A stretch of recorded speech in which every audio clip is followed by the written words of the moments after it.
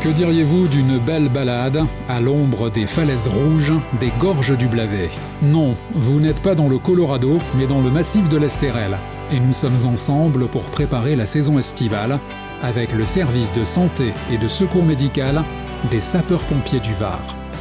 Médecins, infirmiers et secours spécialisés héliportés réunis pendant 3 journées et encadrés par les sauveteurs Grimpe pour faire le point sur les aptitudes de chacun, mais pas seulement. Il est important de voir si tous les personnels sont adaptés au travail en hauteur et en milieu périlleux.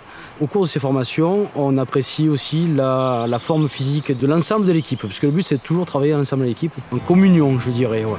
Des équipes de secours qui partent rejoindre les victimes sur des sites difficiles d'accès pour des prises en charge souvent effectuées avec le précieux concours de l'hélicoptère de la sécurité civile affecté au département du Var, le Dragon 83. Ces exercices sont très importants pour la situation estivale. Ça va permettre non seulement de trouver le nouveau matériel dont nous sommes dotés et ensuite de faire une cohésion sur l'ensemble du trinôme et des personnels qui vont travailler sur la base du Dragon 83.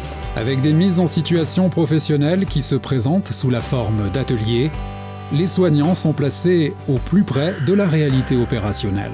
Cet exercice est composé de 2 ateliers. Le premier atelier où nous sommes tombés sur 2 personnes qui ont fait une chute en escalade, à environ 15 mètres.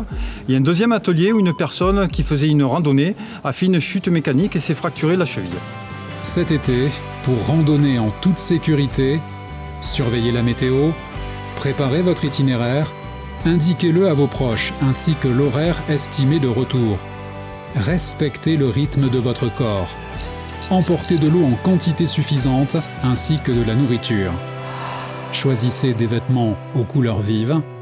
Équipez-vous d'une lampe frontale et pensez à glisser une trousse de premier secours dans votre sac à dos.